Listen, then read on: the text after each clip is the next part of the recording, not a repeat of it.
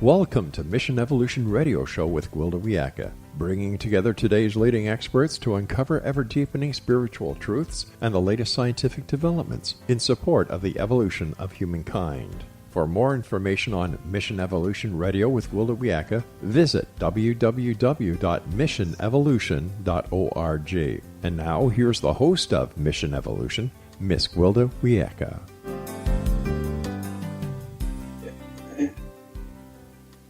Hello, dear friends, and welcome to Mission Evolution Radio Show, where we share innovative thoughts and explore deepening truth in support of the path to unity and enlightenment. I'm your host, Gwilda Wiyaka. This hour we'll be looking at Don't Live a Small Life, Evolving to Our Potential. One glaringly obvious fact is that our future as a species is dependent upon living our lives in a different manner. The way we've been living is simply no longer sustainable. However, before we change the way we live, first we need to examine how we are actually living. Upon deeper examination, we may find that fear, conditioning, programming, and reaction define our lives rather than spontaneity and inspiration.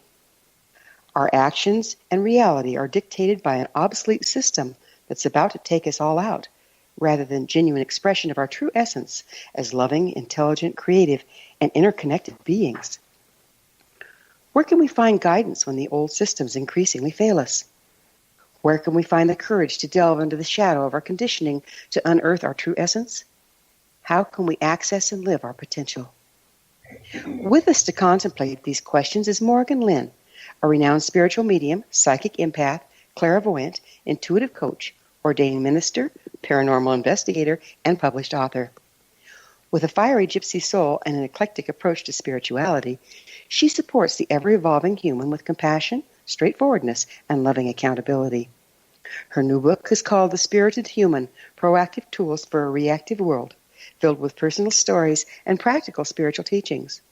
The Spiritual Human is a handbook for us all, part instruction manual for being human, and part roadmap for navigating the soul. Morrighan Lynne takes you on a journey back to your true self. Her website, morrighanlynne.com. Morrighan, thanks for joining us on Mission Evolution. Hi, Gwilda. Thank you so much for having me. How did you become interested in working in the psychic realm? Honestly, I feel like it was put on me. I didn't really want it at first. I was that quintessential kid that I felt different. I knew something was going on, but I didn't have the resources or the understanding to be able to digest it. And so like many, I chose to shut it down. I just pushed it down inside of me, hoping that it would go away at some point. And it did for a little while, but then later on in my 20s and early 30s, it started to come back on. I tell people it came back online because it didn't have the resistance any longer. So what is natural will find its flow again. And I felt like at that point I was in a little better position to be able to accept it and learn about it and take classes and read books about it. So I embraced it a little bit easier than when I was a kid. So what psychic training do you have? I've been certified through Doreen Virtue's angel therapy practitioner, but honestly that was the launching pad because where I enjoyed that certification course, I don't necessarily follow it to a T. I feel like when our soul has decided to be this, life has a way of bringing you the things that you need to embrace it. And my guides have done a really great job with training me, and my lack of resistance to that and just being open to learning everything I could from them, I feel like that's how I came to be here. So there's the good, the bad, and the ugly in the spiritual realm, okay? How can you tell the guides that you're working with are reliable sources of information? Well, in the beginning, there's this romanticized version of what angels and guides are, and I think we kind of get doughy-eyed and we just trust, and there's a lot of that, this is so beautiful and divine. But I agree with you. You have to get to a place where you know completely who you're working with, because I have been tricked in the past. Again, part of the training, because I thought I was talking to one of my guides. And I feel like we have to question everything. honestly. It's not from a place of I don't trust anything, but it's from a place of I'm in charge of my experience. So I have learned to question everything. So in that moment when I was trying, when someone was trying to trick me, I know what my guides sound like. I know how they talk with me. And this particular thing, being, entity, just said something that just didn't land on me correctly. And so I asked him, how do I know I can trust you? And he said back, how do you know you can trust any of us? And I went, nope, you're not my guide. I hear you there. Yeah, so it's just that, it's that space of just being aware and willing to question everything. So do you think everyone's psychic? I do, actually. I feel like everyone has their own, I call it their own magic. We all have our own style, our own abilities. That makes it difficult, especially with human nature, because we compare ourselves to others. And if I don't do it the way you do it, then I'm going to immediately make it wrong that I don't do it that way. I feel like if we got to a place where we embraced who we are, but then we played with the other possibilities, we would have an easier time turning on those faculties. So do you think people are becoming increasingly psychic at this particular time?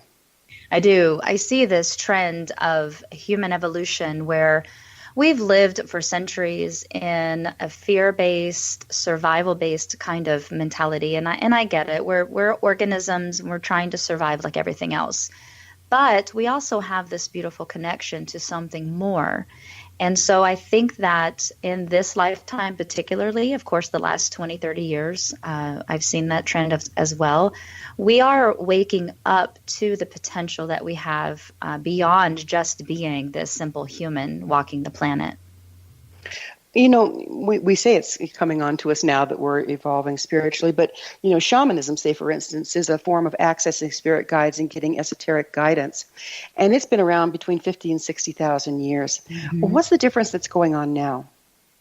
I think a lot of people, there's a lot of theories around that. It's the Aquarian age. There's a lot of talk about our ascension. It depends on the path that you walk. I just feel like when I touch the soul and I touch the contracts, for whatever reason, I feel like the bulk of us, the bigger part of us on this planet have decided, we agreed to be the awakening. We decided before coming into this lifetime that we would be the space for this awakening. So I don't have a lot of language around that. It's more of a feeling or a sense that I have.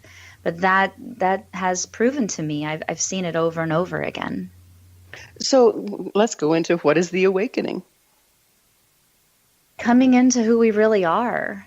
I look at the historical process of our multiple lifetimes where before organized religion came into town, before it kind of showed up and told us everything we were doing wrong, we were a connected people. We were communities and tribes that, like you said, the shamanic tribes and the old world connection, we had that innately. But then Constantine and his beautiful movement and all these, organized religions coming into town, we were told, you don't have connection. You have to come to me to get connection. And that's where that link broke temporarily. But the awakening to me is us coming back to it. I don't think that this is a new energy. I feel like we have experienced the lack of connection and we're understanding the contrast and we want to come back to the connection. So you spoke of the Aquarian age. Do you see this as a cyclic process? Big picture, of course. I feel like the human experience is about contrast. We have what we have and we go away and we have the other end of it, and then we decide what we want between the two.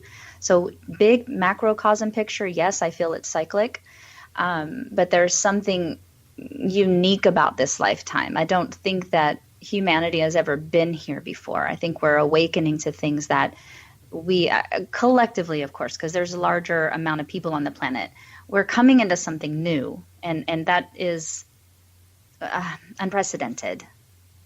Well, we cycle through the ages and continue cycling, but instead of a circle, are you saying that we're working in a spiral?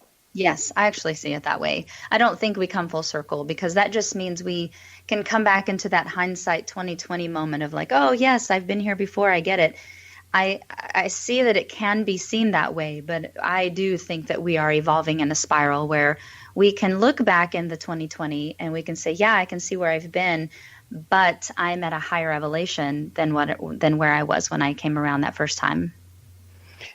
So you say came around that first time. Do you believe that there's a past life that we're dealing with as well? Oh, yes. I believe in multiple lives. I believe that not all of those lives are human, and I believe that not all of those lives are just on this planet. So there's an expansionness to me in that conversation where I just look at this universe as being this gigantic, vast, beautiful opportunity. And why would we just be human on just this planet? I feel like if we could do anything, why not go do it all? Let's be greedy, right? Well, I mean, have it. Like, eat it. I like that experience and adventure. Like, if I can do anything, then I'm going to go do it. It's adventurous. So part of evolution, and we're just about out of time for this segment, but it sounds like part of the evolution you're talking about is evolving into all of our possibilities. Yeah. I don't think that there's ever just one answer, and I don't think that we're here to master human life only. It feels to me that the point of we're going to have to get to that point on the other side of the promised break. No problem. Morrighan and I will be back after this commercial break. You're listening to the Mission Evolution Radio Show. We're coming to you on the X-Zone Broadcast Network, www.xzbn.net.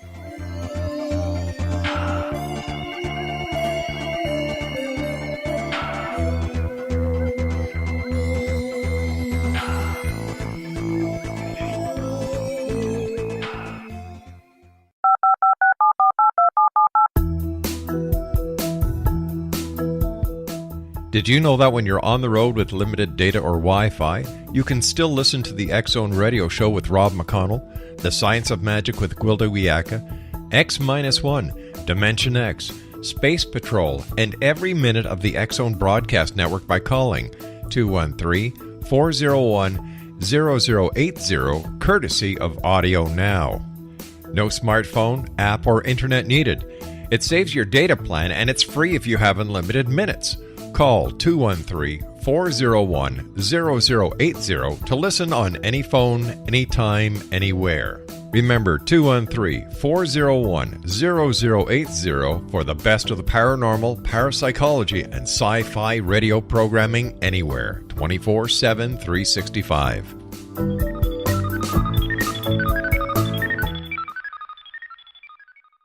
You have heard of the X-Zone? Now watch it on Simul TV.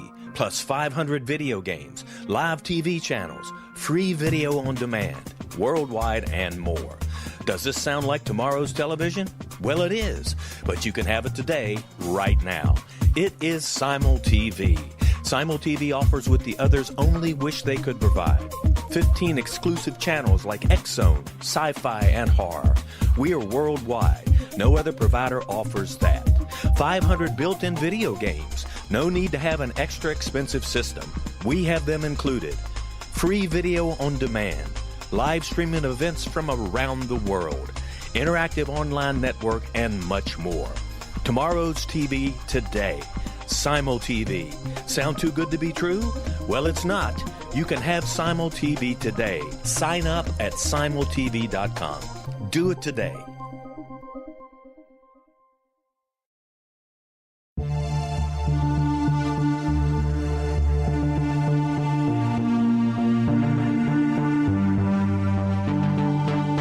We live in rapidly shifting times of extreme volatility and uncertainty. Such profound change brings a unique opportunity for the evolution of consciousness. I'm Gwilda Wiyaka, host of Mission Evolution Radio Show, a program that explores the latest scientific developments and deepening spiritual truths supporting human evolution.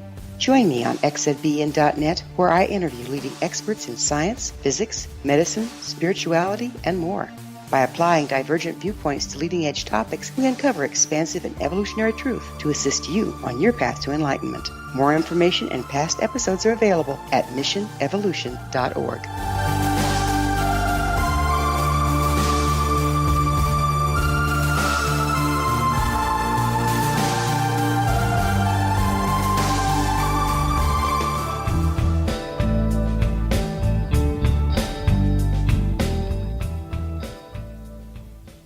Welcome back. This is Mission Evolution Radio, dedicated to unification and evolution of consciousness.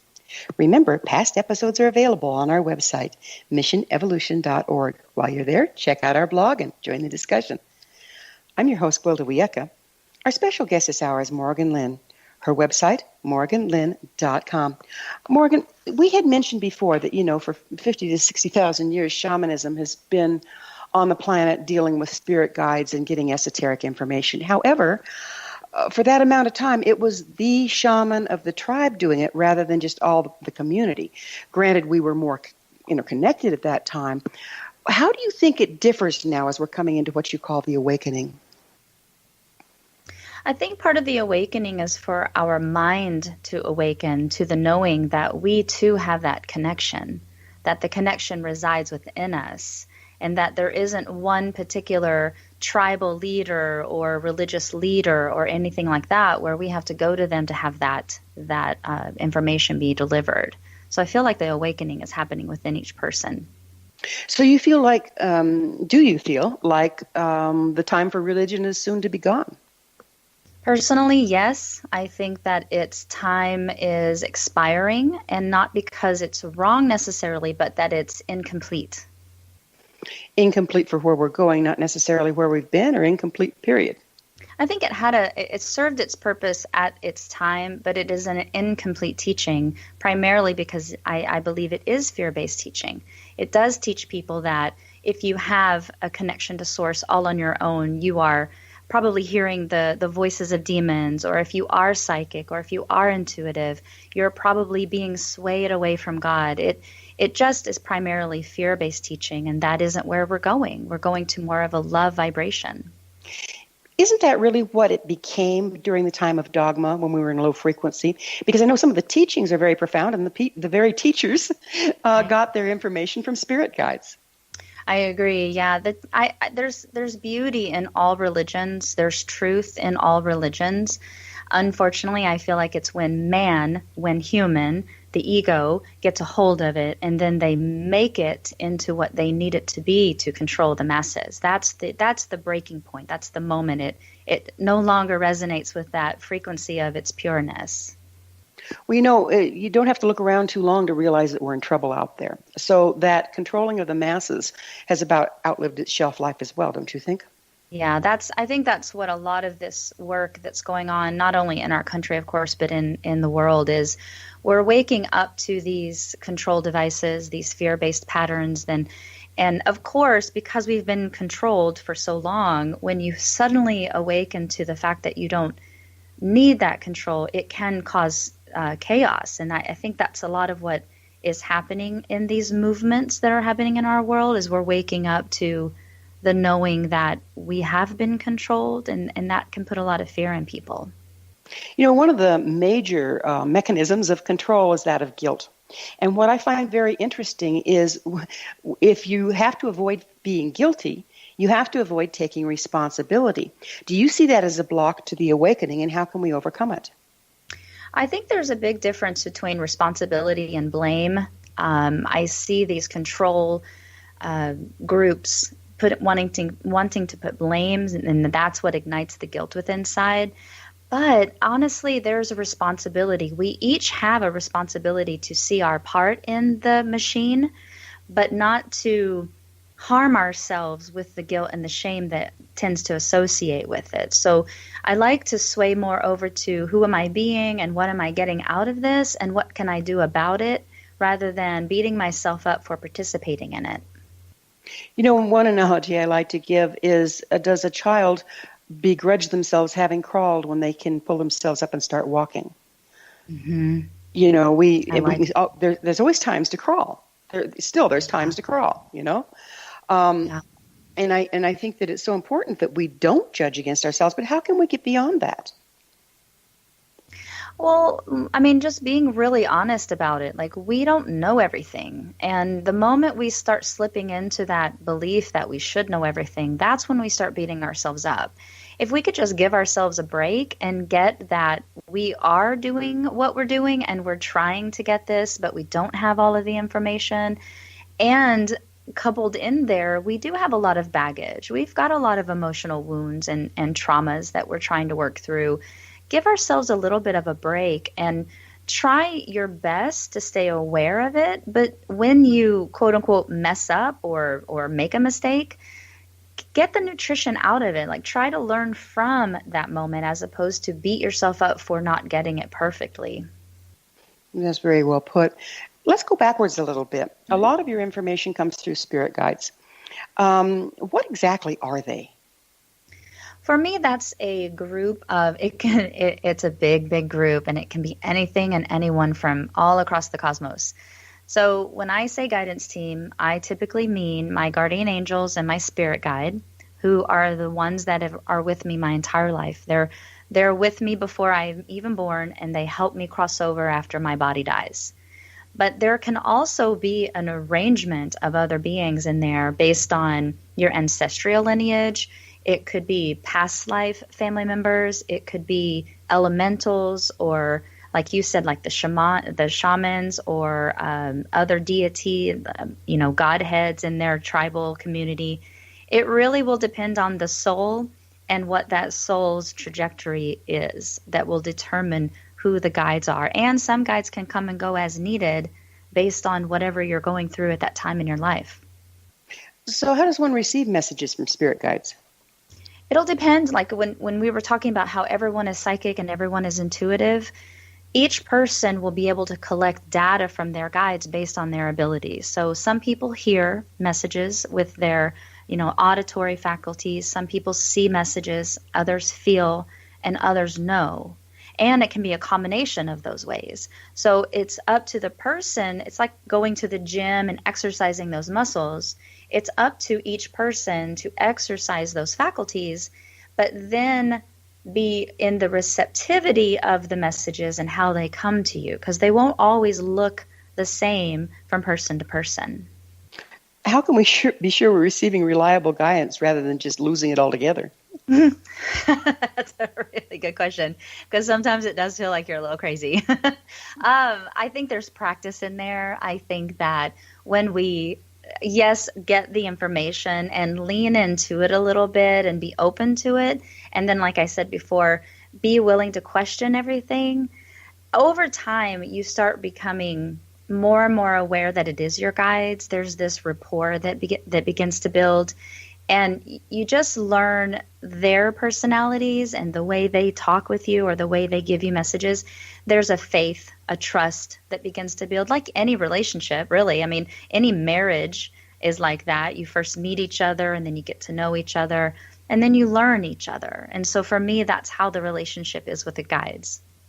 Across the ages in all of the texts, it looks like a lot of the spiritual information is presented in metaphor. Has that been your experience? It can be sometimes. My guides are actually a little bit more shock and awe. They're a little bit more like slap me upside the head when I'm not getting it and just being very direct.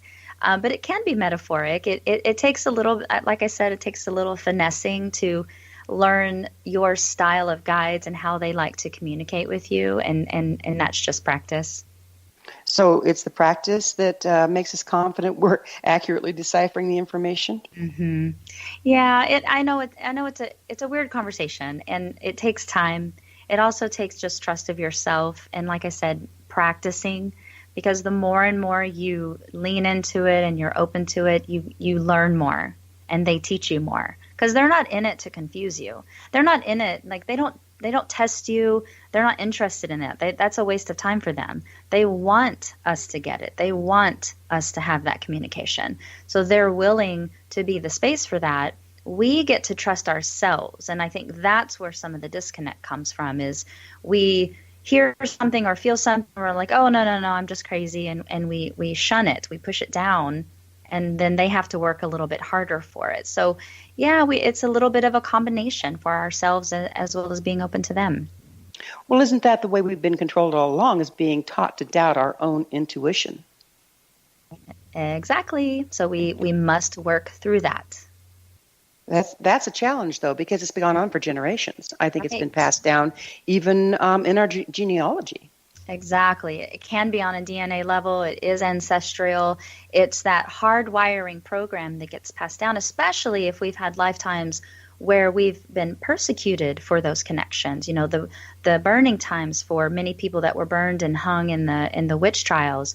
Anytime we start getting close to these gifts that are natural, that are innate, but we've had traumatic lifetimes where we've been persecuted for them, we'll have a harder time connecting and trusting. So we have to work through the traumas also. So it adds a new layer of what we need to work through.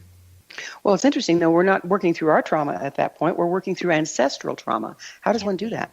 Yeah, we can be. It takes time. It's a hard answer to give because it's not cookie cutter. It's not going to be the same thing for everyone.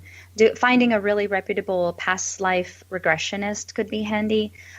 Being willing to go through a hypnosis process of revisiting those lifetimes. I actually work with people's past lives without going into hypnosis. I've learned over the years that when we do carry these past life traumas, they're really just wanting to have their story be heard. There's something beautiful about acknowledging where we've come from and understanding the trauma that took place that allows the trauma to feel validated, and it almost auto-corrects. It starts releasing. Well, we're going to have to pick up on the release on the other side of the show break. Morrighan and I will return to our discussion on the other side of this break, so you stay right there. This is Mission Evolution Radio Show on the X Zone Broadcast Network, www.xzbn.net.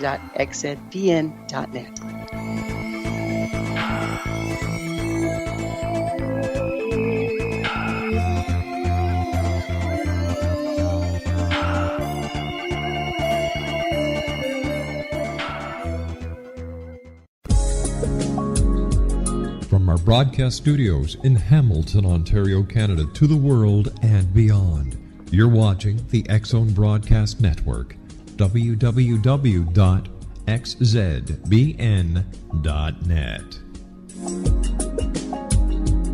AVS Media. You have heard of the X Zone? Now watch it on Simul TV, plus 500 video games, live TV channels, free video on demand, worldwide, and more.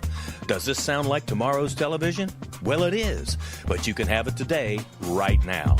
It is Simul TV. Simul TV offers what the others only wish they could provide. 15 exclusive channels like X-Zone, Sci-Fi, and Horror. We are worldwide. No other provider offers that. 500 built-in video games. No need to have an extra expensive system. We have them included. Free video on demand. Live streaming events from around the world, interactive online network, and much more. Tomorrow's TV today. Simul TV. Sound too good to be true? Well, it's not. You can have Simul TV today. Sign up at simultv.com. Do it today.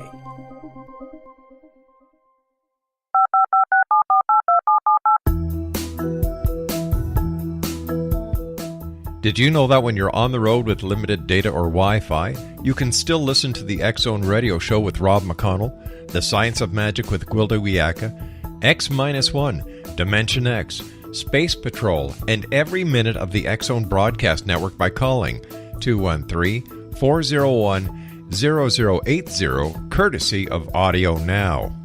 No smartphone, app, or internet needed. It saves your data plan, and it's free if you have unlimited minutes. Call 213-401-0080 to listen on any phone, anytime, anywhere. Remember 213-401-0080 for the best of the paranormal, parapsychology, and sci-fi radio programming anywhere, 24/7, 365.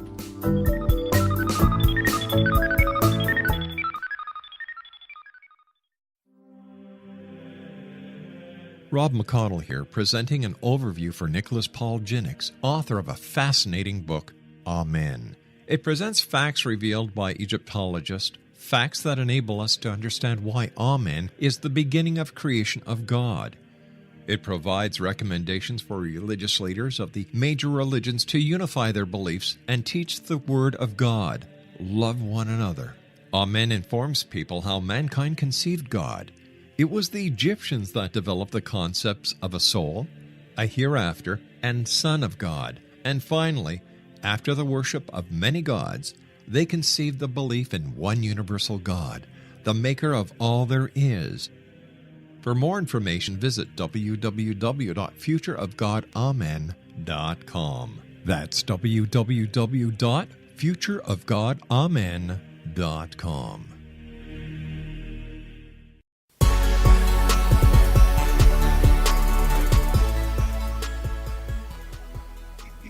Welcome back. This is Mission Evolution Radio Show, missionevolution.org, bringing the latest tools and information to support the path to enlightenment. I'm your host, Gwilda Wiyaka. We're speaking with Morrighan Lynne. Her website, morrighanlynne.com. Morrighan, we were talking about past life regression to heal the genetic damage that we need to heal in order to reclaim our birthright as sovereign individuals. Do you think that past lives are actually just the memory stored in our DNA of our ancestors? No, I actually believe that we have experienced those lifetimes. There is a memory. Some people call that the Akashic Records. It's the Hall of Records of all of the experiences we've ever had. You can have ancestral memories, but when I'm speaking of past lives, these are specifically my own experiences. So to change gears a little bit, you say we base our decisions on comfort and safety and acceptance. What do you see as alternatives to this?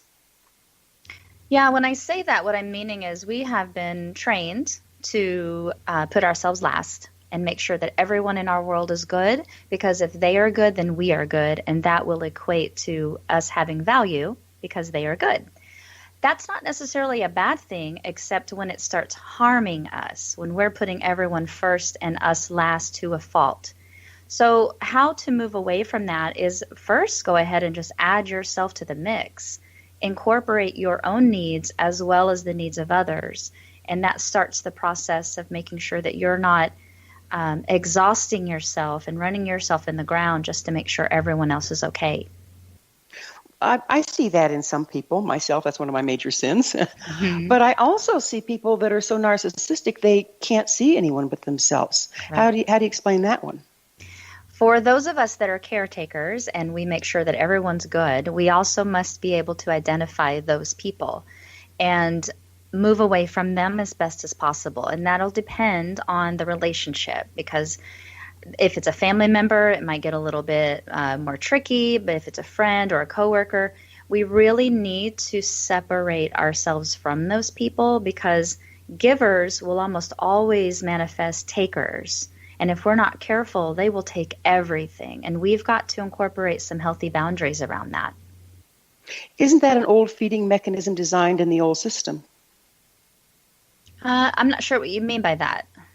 Well, you have the givers and the takers. That's pretty polarized. Mm-hmm. And I didn't that come through a time when we didn't recognize we could be self-sustaining and self-actuating?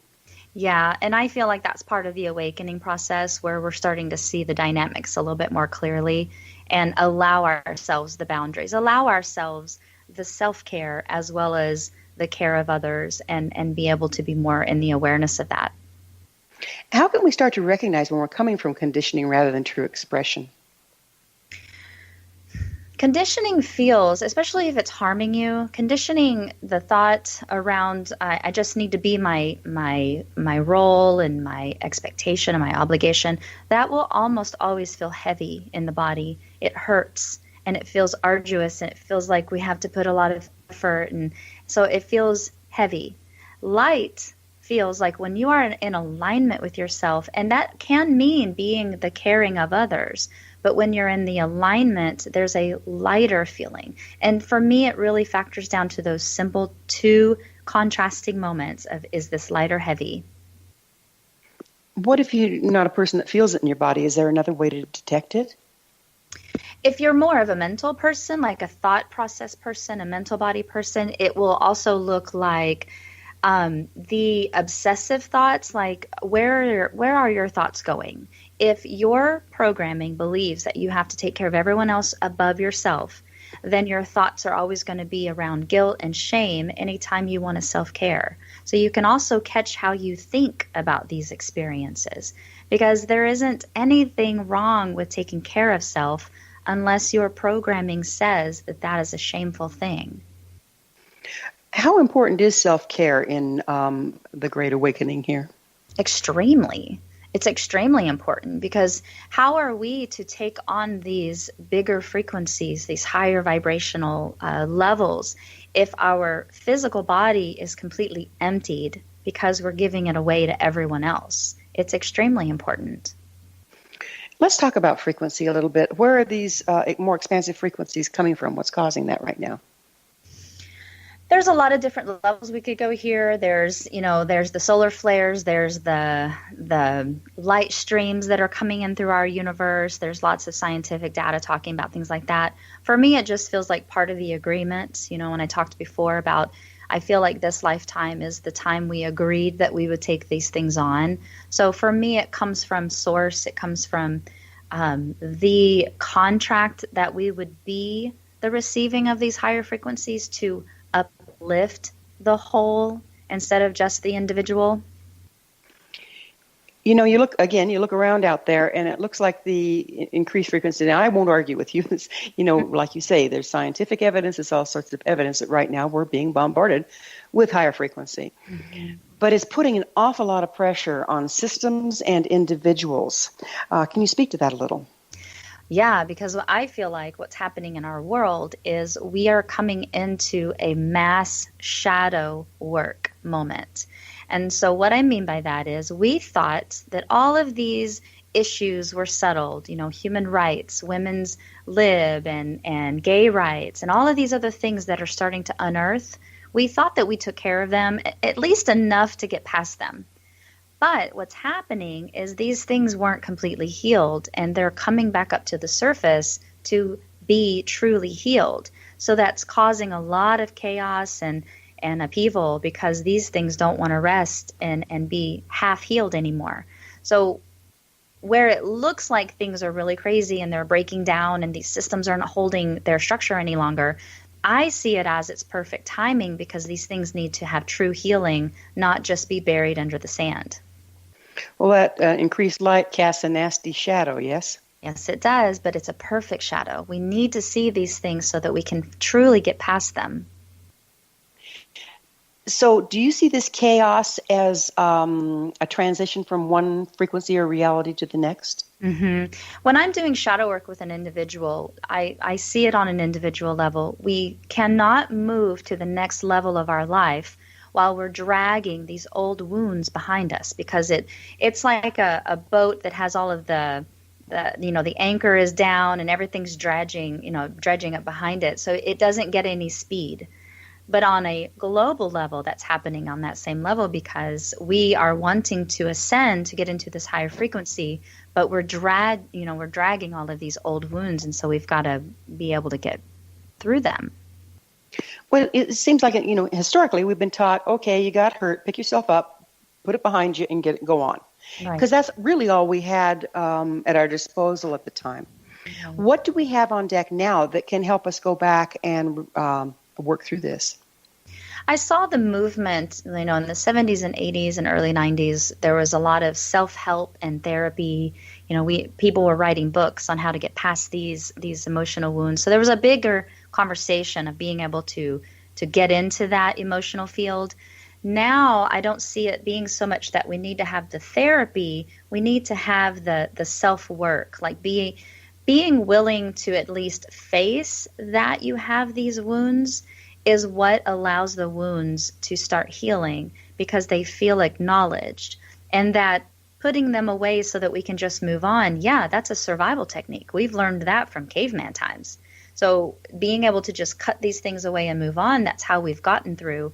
But it doesn't necessarily completely heal them. And we're coming into this new awareness that they need healing, not just cutting away. It seems like we're carrying, again, a lineage of this conditioning that says you just cut and run, you just go on. Right. I mean, this has been normalized, actually. So a lot of the damage we've sustained has been so normalized, we may not recognize it as damage. How can we start recognizing those deeper levels? Yeah, and that's actually the issue because it is so normalized. We just take it. We just accept it. That's what it is. To recognize it is to feel that misalignment. Something is wrong and I don't know what's wrong. And it's okay to say that. It's okay to say something's off. I don't know what it is, but I don't feel aligned. I don't feel happy. I don't know what's going on. To already start being in the something's going on, but I'm not sure what it is, that space can be so powerful. And again, go back to the thinking that, or to the conversation where we said, humans, we just like being told, we just like knowing, and then yet we like our denial. But what if there was a middle space of accepting something is wrong or out of alignment, but I don't know what it is, and you just be in that space of, I wonder what it is. It already starts the healing process. And it's a fascinating thing to talk about because we're so driven to needing all the answers. But this is that one moment where you don't necessarily need all the answers. You just need to be willing to receive the answers. It would appear that having all the answers freezes you in an old reality, that curiosity can open that door. Exactly. I like to say, be in the wonder of what it is. Be in the I wonder what this is. Being in the wonder actually opens up all of your faculties, and you actually start receiving information. When we go, oh, that's what it is, and oh, I don't like it, and I don't want this, we shut our faculties down.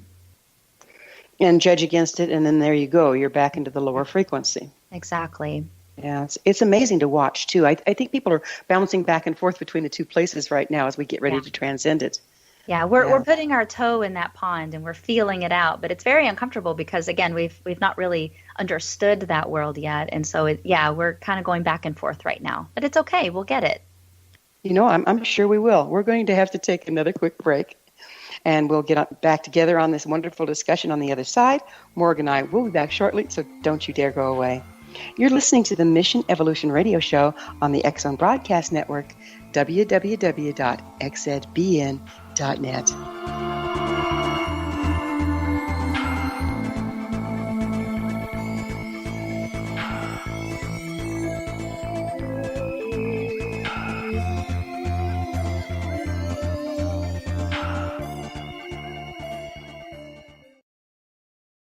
You have heard of the X Zone? Now watch it on Simul TV, plus 500 video games, live TV channels, free video on demand, worldwide, and more. Does this sound like tomorrow's television? Well, it is, but you can have it today, right now. It is Simul TV. Simul TV offers what the others only wish they could provide. 15 exclusive channels like X Zone, sci-fi, and horror. We are worldwide. No other provider offers that. 500 built-in video games. No need to have an extra expensive system. We have them included. Free video on demand. Live streaming events from around the world. Interactive online network, and much more. Tomorrow's TV today. Simul TV. Sound too good to be true? Well, it's not.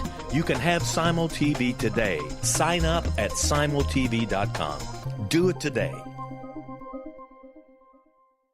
The new nonfiction book, Razor of Madness, is similar to cult movies like Clockwork Orange, Dragon's Tattoo, or The Other Side of Hell. Wayne Morin Jr. and Thomas Lee Howell expose widespread and systematic deficiencies in this thought-provoking tell-all novel. Mind control rages among scholars in law schools. Human rights are ignored while thought reform and mental manipulation are accepted practices used as behavior modification. Dr. Louis Jolyon West comes to mind. Media and public scrutiny shows that United States mental hospitals are in fact destructive murder industries. Razor of Madness expose novel details this epidemic through an in-depth professional and personal investigation. For decades there has been a revolving door policy that still releases killers and pedophiles back into society. The maestro of mind control continues to haunt America to this very day. Razor of Madness is available in paperback or as a downloadable ebook at Amazon.com.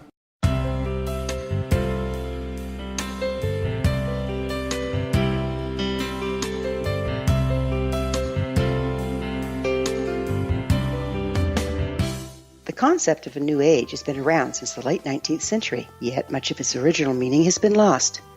What exactly is the new age? Is it a religion, a collection of obscure esoteric practices, a series of doomsday predictions, or an astrological event? The New Age Chronicles is a unique, complementary publication bringing reason and grounded information to separate fact from fiction. Chock full of valuable information to support you as we make the monumental shift into the new era. You won't want to miss a single innovative issue. The New Age Chronicles newspaper is coming soon to www.newagechronicles.com.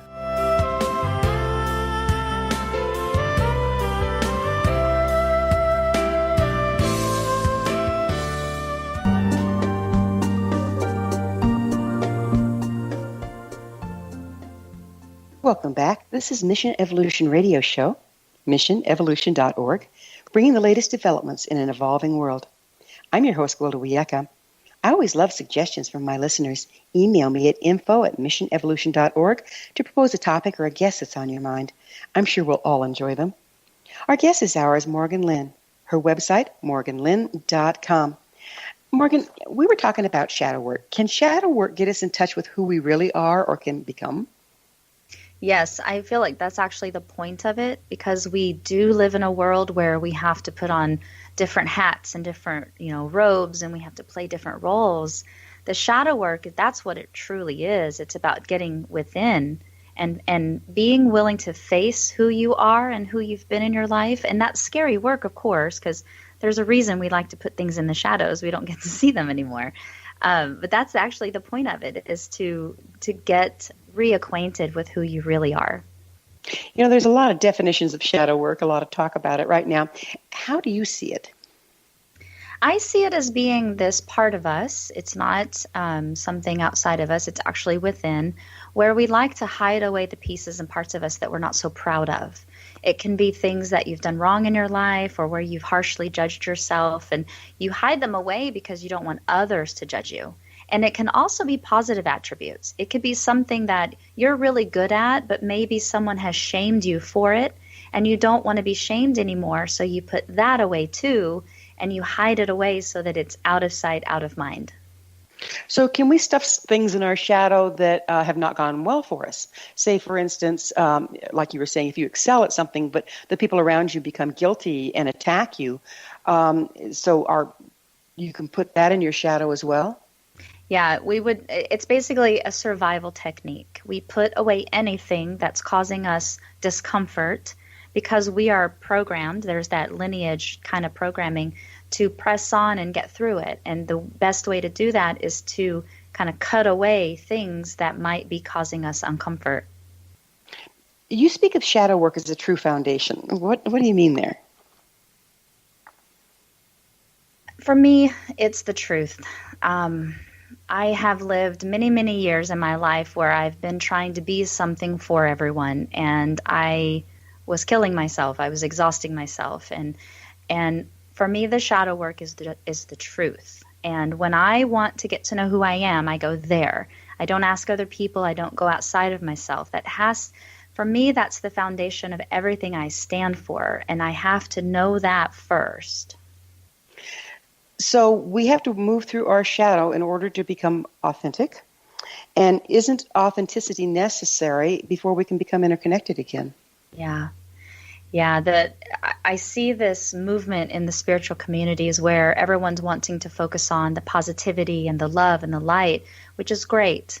But it's only half of the conversation. And yet, at the same time, we're all speaking about how we want wholeness and we're wanting to be this whole being.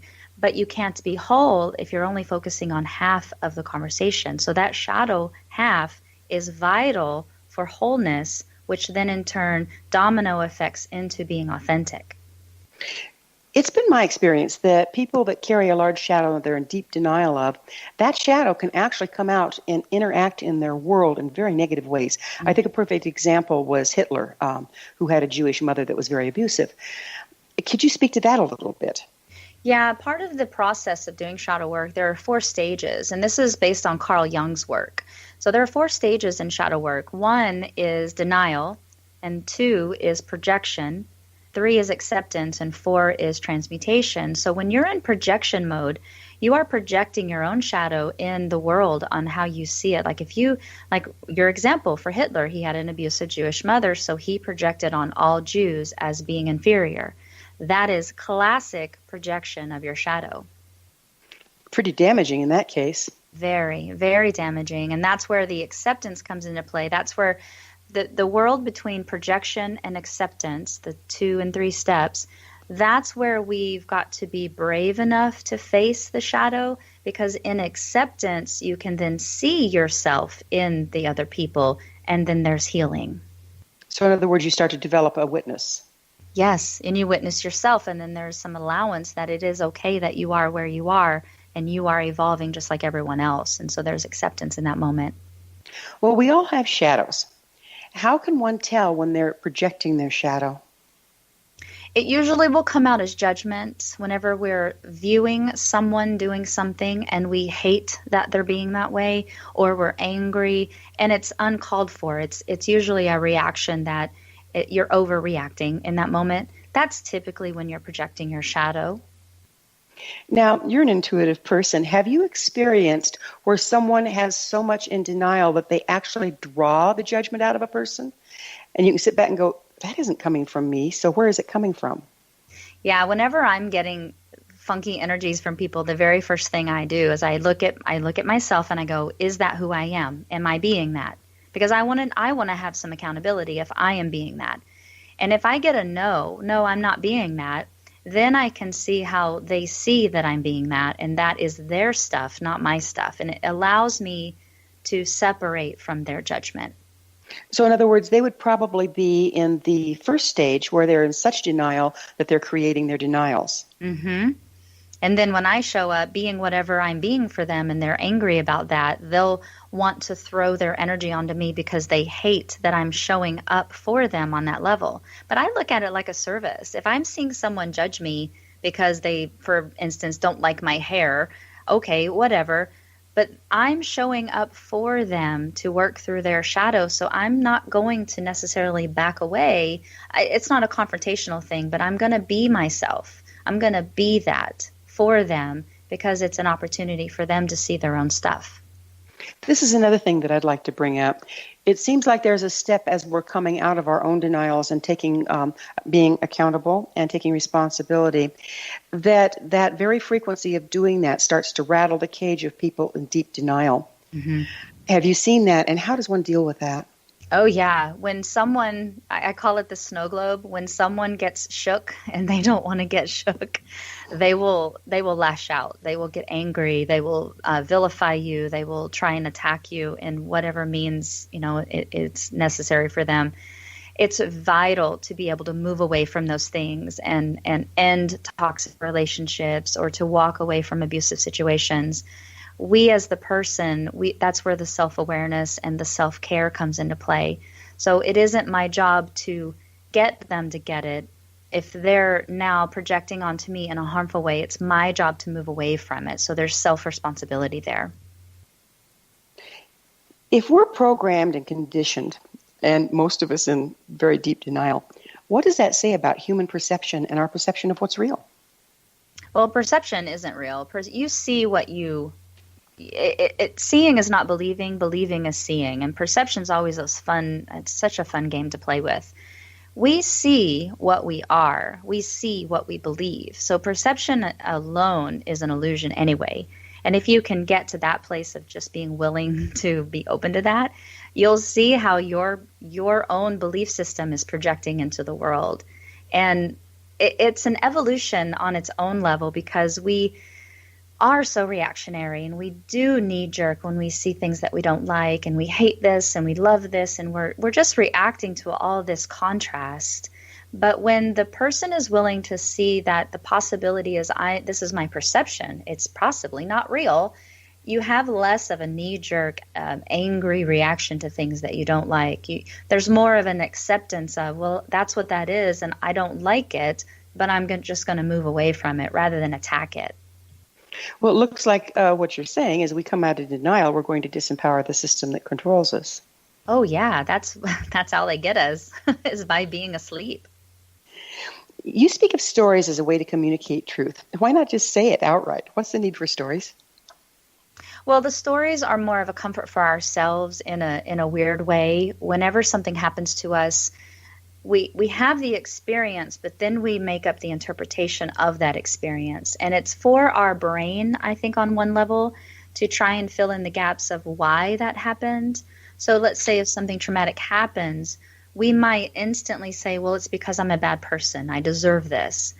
And stories can either uplift or they can break down. And that's the choice. Like, we've got to get better about noticing our stories. But I think it's part of a survival mechanism of being able to understand and move on from it. How can awareness save us from living a small life? Well, awareness is everything. Everything, like if you cannot see who you are and you cannot feel what you are feeling or being aware of what you are thinking, then you are being controlled. You are being controlled not only by your own stories, your old programs, but also what society expects of you. And so, there's this term called sheeple. We become sheeple. We're not thinking for ourselves. Self-awareness is everything. If you are not happy, you are the one that is responsible for making the change, but you've got to be aware of where you are allowing these things in your life and then work towards making another choice to move away from that behavior. Well, no truer words were ever spoken. The buck eventually stops here, doesn't it?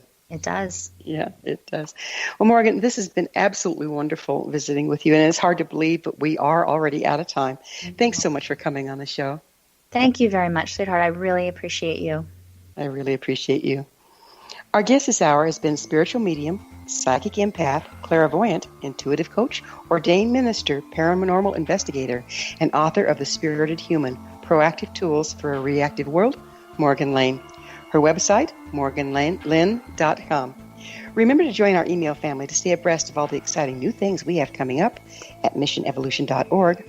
This has been Mission Evolution Radio Show with Gwilda Wiyaka on the X-Zone Broadcast Network, www.xzbn.net. Join us next time as the mission continues to bring information, resources, and support to an evolving world.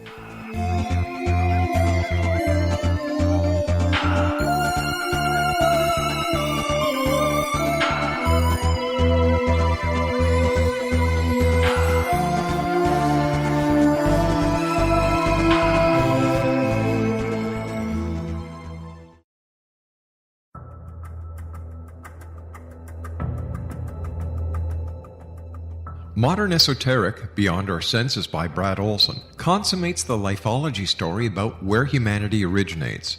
It is the lost continents, the primitive wisdom, the mythos of creation, and the rethinking of ancient history as we are taught in academia. There is much more to the story than what we have been told. As this is the first book in the Esoteric series, Modern Esoteric starts at the beginning of time and accelerates up to this modern age. Future Esoteric is book 2 in the series and takes a forward-looking position ahead of today with an open and honest examination of the ET issue and various unexplained phenomena. To discover the writings of author Brad Olson, visit www.bradolson.com. That's www.bradolson.com.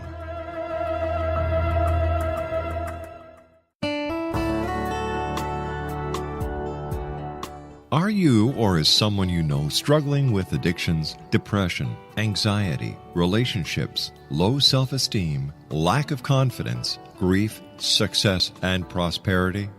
Do you know that your subconscious belief plays a big role in the outcome of your hard work? We can help you permanently change the beliefs that may be the reason for your struggles and failures. We care about getting you the return on your investment and the results you are looking for. We can help you be free of the limitations of your past and in realizing your highest potential. We work with people by phone and Skype. For more information, visit us at www.ritasoman.com. That's www.ritasoman.com.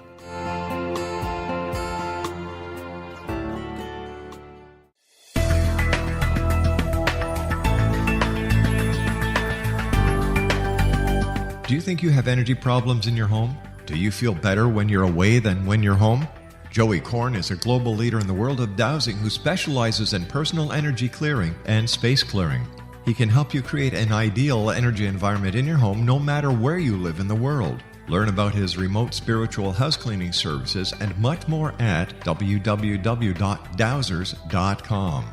You can get Joey's book, Dowsing, A Path to Enlightenment, as well as other dowsing books and tools, Kabbalah books, and Walter Russell books.